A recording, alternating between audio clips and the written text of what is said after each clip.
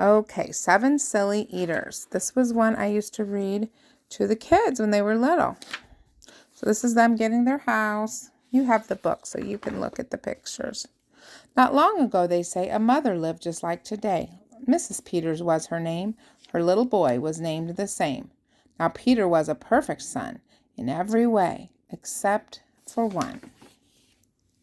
When Peter was just 1 year old, he did not like his milk served cold. He did not like his milk served hot. He liked it warm, and he would not drink it if he was not sure it was the proper temperature.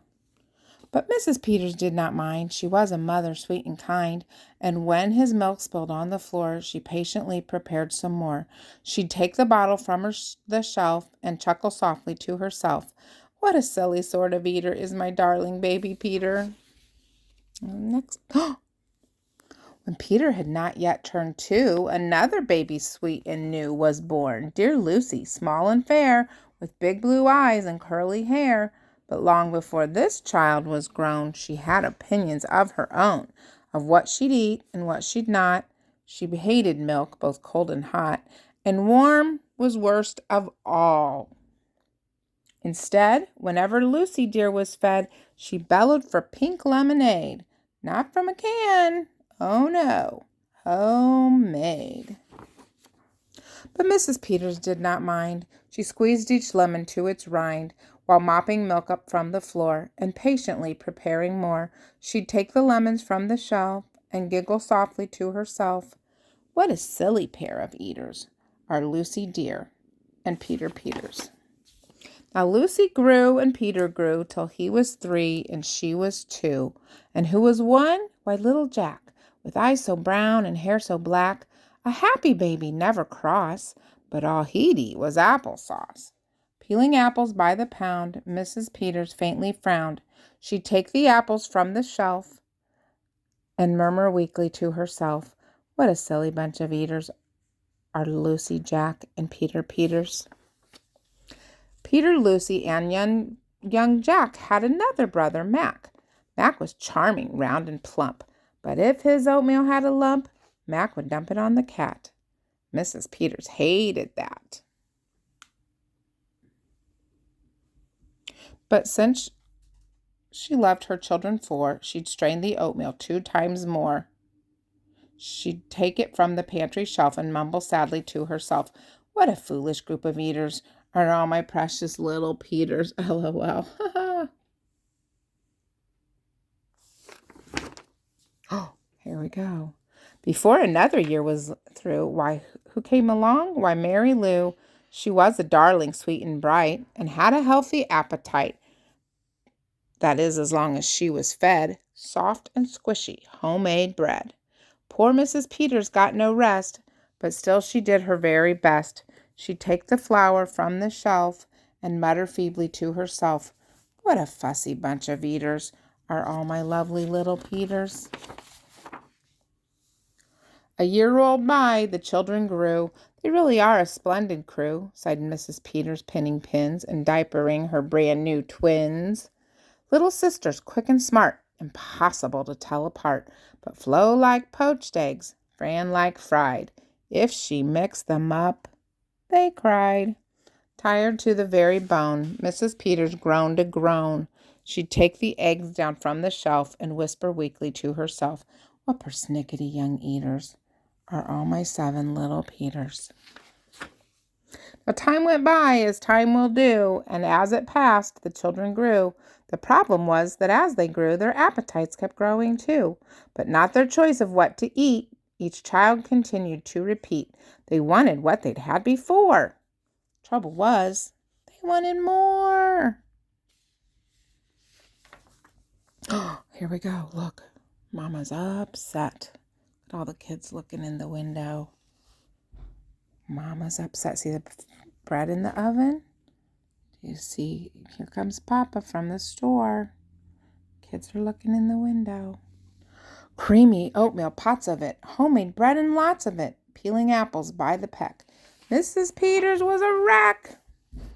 She wiped her brow and heaved a sigh. Another year was passing by.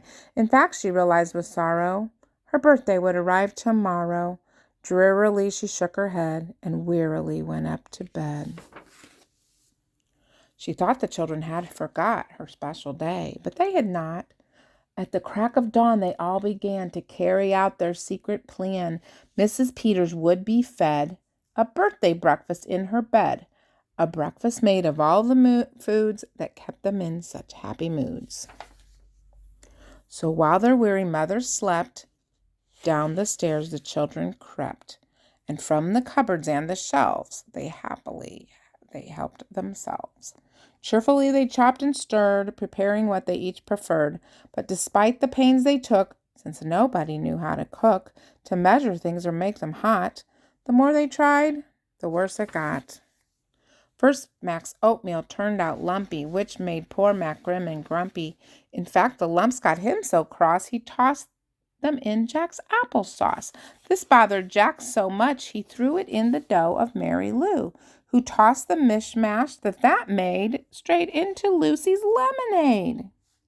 And that put her in such a huff, she poured the icky, sticky stuff into the double pan of Flo and Fran, who flung the hodgepodge on the spot into the milk in Peter's pot. Oh, look at the mess.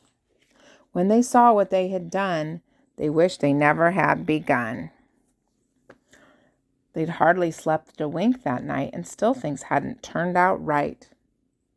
And even though they'd tried their best, it hadn't worked. They were depressed. They'd be in trouble, too, unless they found some place to hide the mess. They haven't seen this perfect spot. They all forgot it still was hot. They stuck this pot inside again. They stuck the pot inside, and then they all went back to bed again. The clock struck 6, but on they slept. Meanwhile, their mother softly stepped down to the kitchen and smelled the smell. It smelled so good.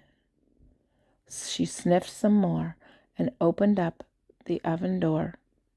She woke the children with her cries. They all came running in surprise. And in the kitchen what they found was Mrs. Peters dancing round. And in the oven, no mistake, a pink and plump and perfect cake. And as their mother danced with glee, she cried, "A birthday cake for me! A birthday cake still piping hot. To think I thought that you forgot. Now tell me, please, how did you make this pink and plump and perfect cake, so high and light and smooth as silk?" "It's smooth and silk from all my milk," said Peter. Lucy said, "It's pink from all my lemonade, I think." "And from my apples," added Jack. "My oatmeal made it soft," said Mac. "My bread dough, too," said Mary Lou. Said Fran and Flo, "As for its size, it was our eggs that made it rise." Then everybody sniffed some more and danced around the kitchen floor. They put the cake upon a dish and lit the candles. "Make a wish," the children cried, "before you blow." And Mrs. Peters did just so. And what is more, her wish came true, as birthday wishes often do. It says always, but I like often. And from that day to this, 'tis said, the Peters family all is fed. A simple meal, just one, a meal that's good for everyone, a meal on which they all agree, made from their secret recipe. They all take turns in mixing it, they all take turns in fixing it. It's quick, thick to beat and quick to bake. It's fine to eat and fun to make. It's Mrs. Peters' birthday cake. Hope you liked that story. I know I made a little errors here and there, but I hope you liked it. Love, Graham Gramps.